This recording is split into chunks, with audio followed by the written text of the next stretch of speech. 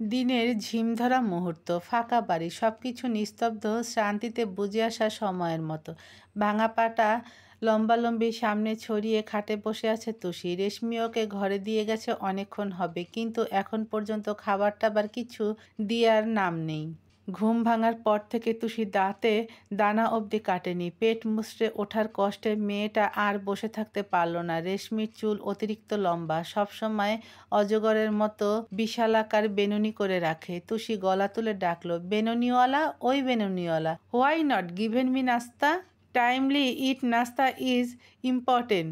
ও বেনুনি, শুনছো? দু ডাকেই ছুটে এলো মেয়েটা। ওড়নায় হাত মুছতে মুছতে এসে দাঁড়ালো ঘরে। বিরক্ত হয়ে বলল, বেনুনিওয়ালি লাগাইছো কেন? আমার নাম রেশমি, নাম ধইরা ডাকতে পারো না?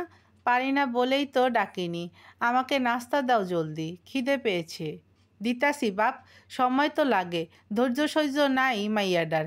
সংসার করব কেমনে কেডা জানে। বিড়বিড় করতে করতে ঘর ছাড়ল রেশমি। তুষির ওসব শোনার সময় নেই।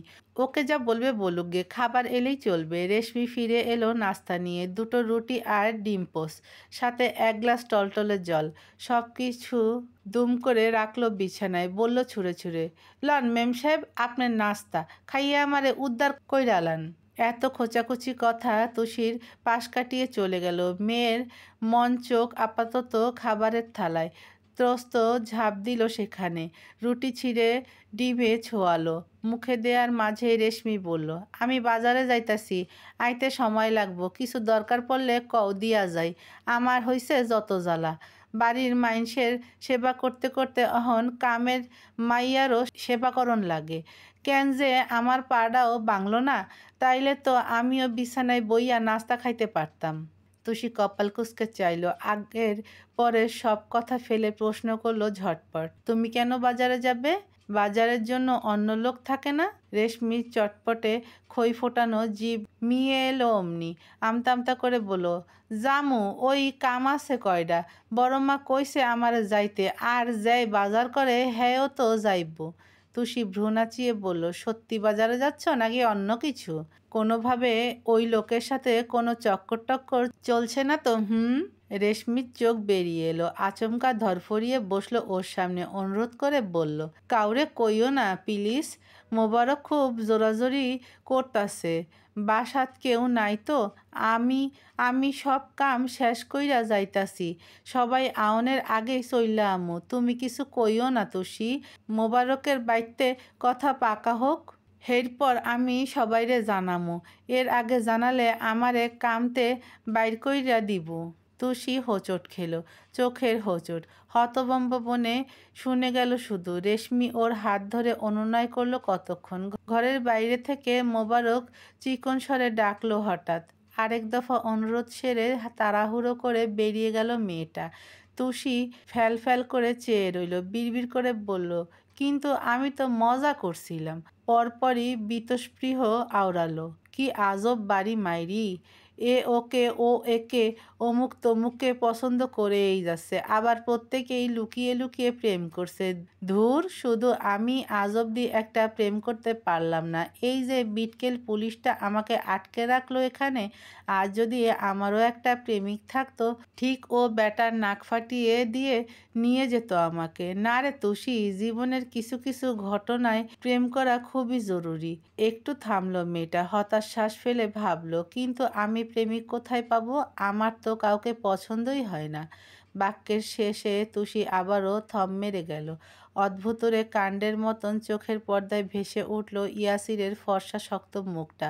পাঞ্জাবি টুপি পরে সৌম্য যুবকের সিঁড়ি বেয়ে নেমে আসা দৃশ্য। নিঃশ্বাসের খুব কাছে এসে কপালে ব্যান্ডেজ করার অতীত ভেবে ত্রস্ত সোজা হয়ে বসল সে। মাথাটাকে ঘন ঘন ঝাঁকালো দুবার। না না, এসব হাবিজাবি ভাবা যাবে না। ওই বিটকেল থেকে যত দূরে থাকা যায় তত মঙ্গল। দরজায় খট করে শব্দ হলো তখনই। রেশমি বাইরে যাচ্ছে তার মানে। তুষির এত আফসোস হলো এবার। কতগুলো দিন বাইরে যায় না ও, ঘুরতে পারছে না, হাঁটাও বন্ধ। ইস, আজ পাটা ভালো থাকলে এক্ষুনি ভেগে যাওয়া যেত। বাড়িতে কেউ নেই, এমন মোক্ষম সুযোগ কি আর আসবে? ধ্যাত! বিরক্ত চিত্তে কসরত পুহিয়ে শুয়ে পড়ল তুষি। চোখ বুজে ঘুমানোর চেষ্টা করলো একটু। কিছু সময় কাটলো, তারপর হুট করে বিকট এক আওয়াজ ভেসে এলো বাতাসে। কাচের কোনো কিছু তীব্র ঝনঝনানি তুলে ভেঙে পড়ার শব্দ। হুড়মুড়িয়ে চোখ মেলল তুষি। কোথায় কি ভাঙলো? বাড়িতে তো কেউ নেই। চোর ঢুকলো না তো? এই রে, ওই তো বড় চোর। ওর ওপর বাটপারি করতে আবার কে এসেছে এখানে? তুষির পায়ে ব্যথা, তাও টেনে টুনে নামলো কোনো রকম। কেউ না ধরলে হাঁটা চলা মুশকিল। পাটা অল্প উঁচুতে তুলে ব্যাঙের মতো লাফাতে লাফাতে দরজায় এলো ও। স্টোর রুম থেকে খাবার রুমের প্রবেশপথ সোজাসুজি। চোখ দুটো সেখানেই তাক হলো তুষির। গোটা আকাশ মাথার ওপর ভেঙে পড়ল অমনি। মেঝেতে ছড়ানো ছিটানো কাচের মধ্যে পড়ে আছেন শওকত। সদ্য গলার নলি কেটে ফেলে রাখা পশু যেমন ছটফট করে মাটিতে, ঠিক একই রকম বক্ষপট দাপাচ্ছে। জোরালো শ্বাস টানছে, হাঁপাচ্ছেন। বুকে হাত দিয়ে কাতরাচ্ছেন এপাশ ওপাশ। তুষির মাথায় সব ফাঁকা হয়ে গেল। হুঁশ এলো যখন, ছুট লাগালো ঝড়ের মতো। সহসা টান পড়ল গোড়ালিতে। ব্যথায় বিবশ হয়ে মুখ থুবড়ে পড়ে গেল মেয়েটা, অথচ থামল না আজ। কুকিয়ে গুঙিয়ে ভীষণ কষ্টে উঠে দাঁড়ালো ফের। প্লাস্টারের শক্ত বাধা খুলে আবারও ছুটল তুষি। ধরফরিয়ে শওকতের পাশে গিয়ে বসল। ভদ্রলোকের পৌর মুখ ফ্যাকাশে, ঠোঁটের কোণে চকচক করছে ঘাম, বুকের বাপাশ ধরে কাতরাচ্ছেন। তুষির মনে পড়ল পুরনো কিছু কথা। বস্তিতে ওরা যেই ঘরে থাকে সেই ঘরের মালিকের একবার এমন দশা হয়। ঠিক এমনই করছিলেন লোকটা। হাসপাতালে নেয়ার পর মারা গেলেন। ডাক্তার জানালেন হার্ট অ্যাটাক করেছে। তুষি ঘাবড়ে গেল। তড়িঘড়ি করে শওকতের মাথাটা কোলে তুলল নিজের। ভদ্রলোকের চোখ বুজে আসছে। ঝাপসা দৃষ্টিতে একটু একটু তুষির মুখখানা দেখলেন। খুব কষ্টে বললেন, বুক জ্বলে যাচ্ছে, মরে যাচ্ছি। হাসপাতাল। বাকিটা বলার আগেই ভারী শরীর নিস্তেজ হয়ে পড়ল। চোখ জোড়া বুজে ফেলতেই বুকটা ছ্যাঁত করে উঠল তুষির। উদ্ভ্রান্তের ন্যায় দেখল এদিক ওদিক। কী করবে এখন? কোথায় যাবে? কাকে ডাকবে? বাড়িতে তো কেউ নেই। না ওর ফোন আছে, আর না ও এ বাড়ির কারো নাম্বার জানে। ভয়ে চিন্তায় ঘাম ছুটল তুষির। খুব জোরে ধরফর করছে বুক। শওকতের গাল চাপড়ালো কোমল হাতে। হাত পায়ের তালু ঘষল কিছুক্ষণ। না, সারা শব্দ নেই। এমনকি চোখের পাতা অবধি নড়ছে না। এখনই হাসপাতালে না নিলে তো বাঁচানো মুশকিল। তুষি কোথায় যাবে বুঝতে পারল না। শওকতের মাথাটা নামিয়ে রাখলো আবার। ব্যথায় নীল হয়ে যাওয়া পাটা টেনে হিঁচড়ে দৌড়ে এলো দরজার কাছে। ভাগ্যক্রমে রেশমি লক করে যায়নি। হয়তো ভেবেছিল ভাঙা পা নিয়ে তুষি নড়তে চড়তে পারবে না। ও দরজা খুলে মেঝেতে বসে পড়ল। গোড়ালির ব্যথায় যেন পা খুলে পড়ছে। গলায় সবটুকু জোর দিয়ে চেঁচালো, কেউ আছেন? কেউ আছেন? এদিকে আসুন, ওনাকে হাসপাতালে নিতে হবে। কেউ আছেন এখানে? মূল গেটের পাশে বসে ঝিমোচ্ছিল দারোয়ান। মেয়েলি চিৎকারে লাঠিটা বগলে গুজে ছুটে এলেন তিনি। বিধ্বস্ত তুষিকে দেখে চমকে গেলেন। খুব অধৈর্য গলায় শুধালেন, কি হয়েছে? কে অসুস্থ? তুষি হাঁপাচ্ছে। শ্বাসের তোড়ে চট করে কথা বলতে পারল না। আঙ্গুল দিয়ে দেখালো অদূরে। বাড়ির মালিককে নিথরের মতো পড়ে থাকতে দেখে আঁতকে উঠলেন ভদ্রলোক। আর্তনাদ করে বললেন, হায় হায়, বড় সাহেবের এ কী অবস্থা? স্যার স্যার বলতে বলতে দৌড়ে কাছে গেলেন তিনি। পুরোপুরি অচেতন শওকত। দারোয়ান ব্যস্ত গলায় বললেন, আমি স্বার্থ স্যারকে কল দিচ্ছি। বড় সাহেবকে তো হাসপাতালে নিতে হবে। তুষি বলল, তাতে অনেক দেরি হয়ে যাবে। ওনার অবস্থা ভালো নয়। আপনি একটু ওনাকে তুলুন, এক্ষুনি হাসপাতালে নিয়ে যাই। আমি তো গেট রেখে নড়তে পারবো না। বাড়ি ফাঁকা। কিছু একটা হয়ে গেলে আমার চাকরি চলে যাবে। হাসপাতালও বেশ দূরে। তুষি একটু দম টেনে বলল, আপনি ওনাকে ধরে নিয়ে আসুন বাইরে, আমি নিয়ে যাচ্ছি। তোমার পা তো ভেঙেছে শুনলাম, তুমি কিভাবে যাবে? আমি পারবো, আপনি আসুন। সময় নেই, তাড়াতাড়ি করুন। তুষি দরজার কাঠ ধরে উঠে দাঁড়ালো। খুঁড়িয়ে খুঁড়িয়ে দাঁত মুখ চেপে ছুটল বাড়ির বাইরে। দারোয়ানের বয়স বেশি নয়, দেহটা শক্তপোক্ত এখনো। শওকতের নিস্তেজ শরীরটা টেনে তুললেন তিনি। দু কাঁধে ভর নিয়ে এগোলেন সামনে। ইয়াসিরদের বাড়ি মেইন রোড থেকে একটু ভেতরে, অনেকটা জায়গা নিয়ে করায়। আশপাশ অতটা সরব নয়। এই রাস্তায় রিক্সা, সিএনজি, প্রাইভেট কার ব্যতীত ভিন্ন বাহন খুব একটা দেখা যায় না। তুষি বাইরে এসে চারপাশে চাইল। কপাল মন্দ থাকলে যা হয়। অন্য সময়ে লাইন বেঁধে গাড়ি ছোটা রাস্তাটায় আজ কিছু দেখা যাচ্ছে না। দু একটা রিকশা এলেও তাতে প্যাসেঞ্জারে ভরা। তুষির মাথায় হাত পড়ার অবস্থা। কোন দিকে যাবে, কিসে করে নেবে ও জানে না। শুধু জানে বাঁচাতে হবে ওনাকে। দারোয়ান জ্ঞানশূন্য শওকতকে সাথে এনে দাঁড়ালেন মাত্র। ভদ্রলোকের মাথা হেলে পড়ছে, ঢুলছে দেহ। উনি বললেন, একটু তাড়াতাড়ি করো মা, আমি তো বেশিক্ষণ ভর রাখতে পারবো না। তুষির কথায় ব্যস্ত ভাব। দেখছি দেখছি। ওর হঠাৎ চোখ পড়ল একটা খালি ভ্যানের ওপর। চালক সদ্য থামিয়ে রেখে প্রাকৃতিক ডাকে সাড়া দিতে রাস্তার পাড়ে গিয়ে বসেছেন। তুষি উদ্বেগ নিয়ে বলল, ওই তো একটা ভ্যান, চাচা আসুন, নিয়ে আসুন ওনাকে। ভ্যানের দূরত্ব কয়েক পায়ের। দারোয়ান নিয়ে এলেন শওকতকে। তুষি বলল, এখানে শুইয়ে দিন, তাড়াতাড়ি করুন। ভদ্রলোক বিস্মিত বনে বললেন, এই ভ্যানে করে নিয়ে যাবে? কি বলো, সময় লাগবে তো। এভাবে দাঁড়িয়ে থাকার চেয়ে ভ্যানে নিয়ে যাওয়া অনেক ভালো। আপনি কথা না বাড়িয়ে ওনাকে শুইয়ে দিন। দারোয়ান তাই করলেন। শুনলেন ওর কথা। নিজের ভ্যানের কাছে দুজন অচেনা মানুষ দেখেই তড়িঘড়ি করে দৌড়ে এলেন চালক। এই কি হয়েছে, কি লাগবে? আর এরে আমার ভ্যানে উঠাইছেন কেন? কারা আপনারা? তুষি নরম গলায় বলল, দেখুন উনি অসুস্থ, ওনাকে এক্ষুনি হাসপাতালে নিতে হবে। আপনি একটু। লোকটা মাঝপথেই খ্যাক করে উঠলেন। মগের মূল্যক নাকি? কথা নাই বাতরা নাই, আমার ভ্যানে শোয়াইয়া কন হাসপাতালে নেওয়া লাগবো? এইমাত্র কতরি মাল নামাইয়া রাইখা আইলাম। শরীর ম্যাজম্যাজ করতাছে, বাড়ি যামু, ভাত খাইয়া ঘুমামু। অহন এডি পারতাম না। নামান রে নামান। শেষটুকু ধমকে বললেন তিনি। কণ্ঠে কি তেজ। মেজাজ খিচড়ে গেল তুষির। কুস্তি জেতা সৈনিকের সত্তাটা ছিটকে এলো বাইরে। খপ করে থাবা দিয়ে লোকটার স্যান্ডো গেঞ্জির গলা টেনে ধরল ও। ভদ্রলোক হকচকালেন, থমকে গেলেন, চোখ ছানাবড়া করে তাকালেন ওর দিকে। তুষি কটমটিয়ে বলল, শালা তেজ দেখাস আমারে? তুই জানোস আমি কে? মাইয়া মানুষ দেখা খুব হালকাভাবে নিয়া ফালাইছোস তাই না? এমন ঘা দিব মেজমেজানির জন্য শরীরটাই থাকবো না। লোকটা হতবাক হয়ে চেয়ে রইলেন কিয়ৎক্ষণ। পরপরই হম্বিতম্বি ছুড়লেন, কি কি করবেন আপনি? মারবেন? মারেন দেহি কত সাহ। কথা শেষ করার আগেই ঠিক নাকের ডগায় একটা ঘুষি মারল তুষি। হ্যাংলা পাতলা লোকটা কাগজের মতো উড়ে গিয়ে পিচের রাস্তায় লুটিয়ে পড়ল। দারোয়ানের মাথা চক্কর কাটল তাতে। গোল চোখে একবার লোকটাকে দেখে তুষির পানে চাইলেন।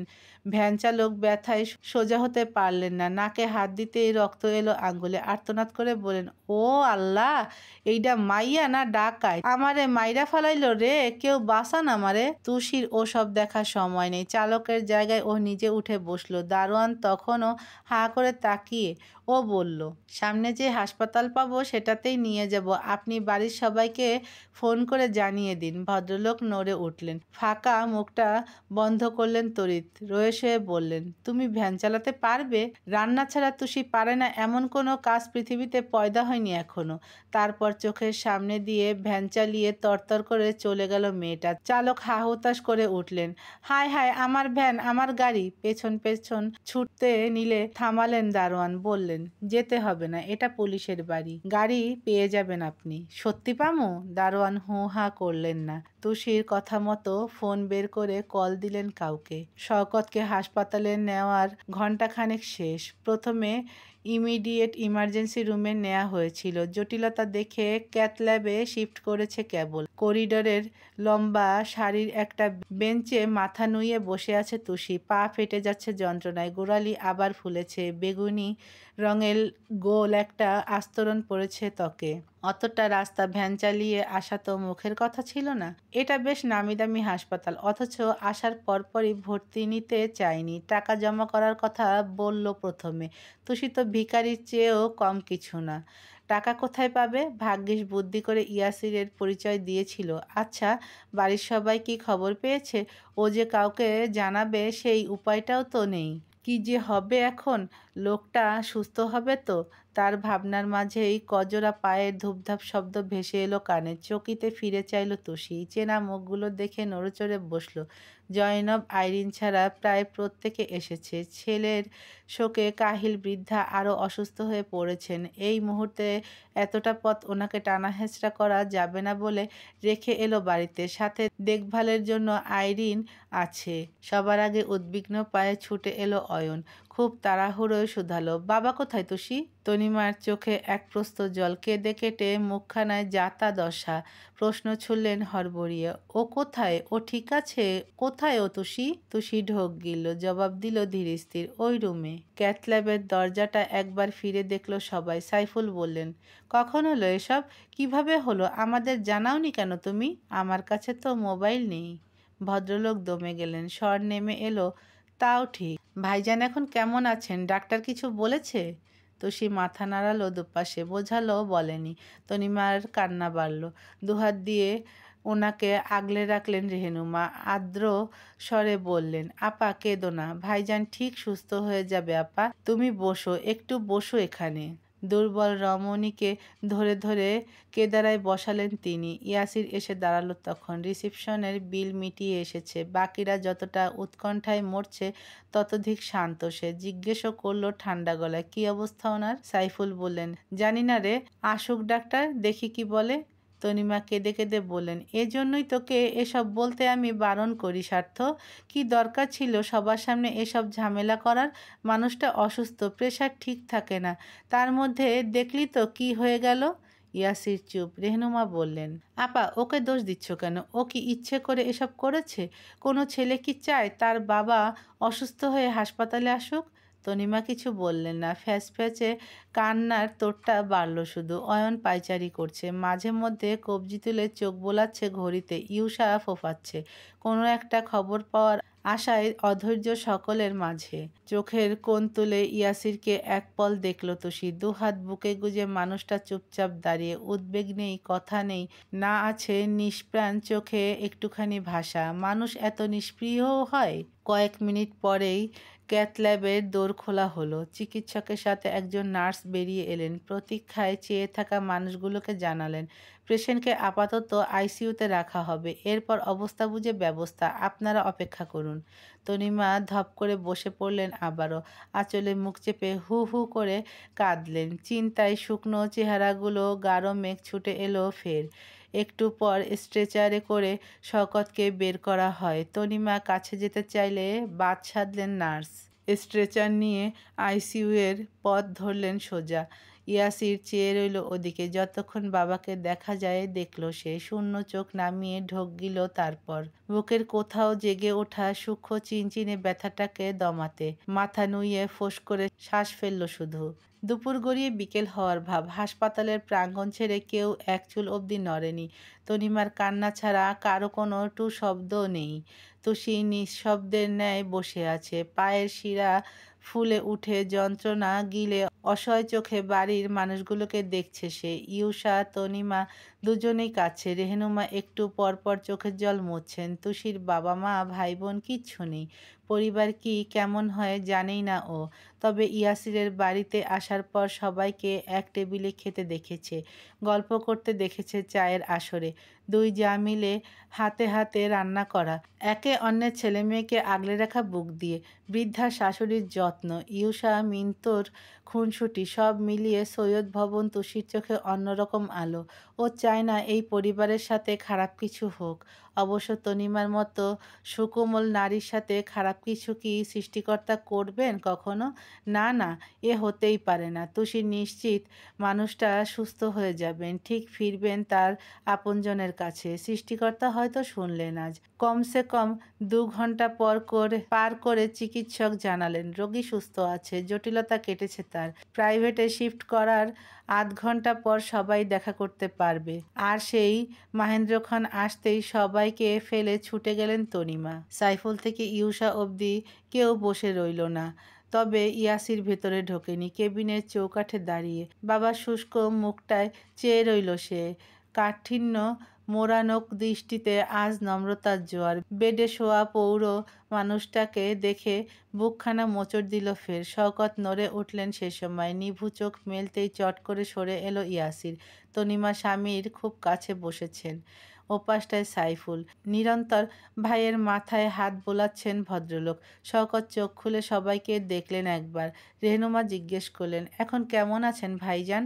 ভালো লাগছে একটু? অল্প ঘাড় নাড়ালেন তিনি।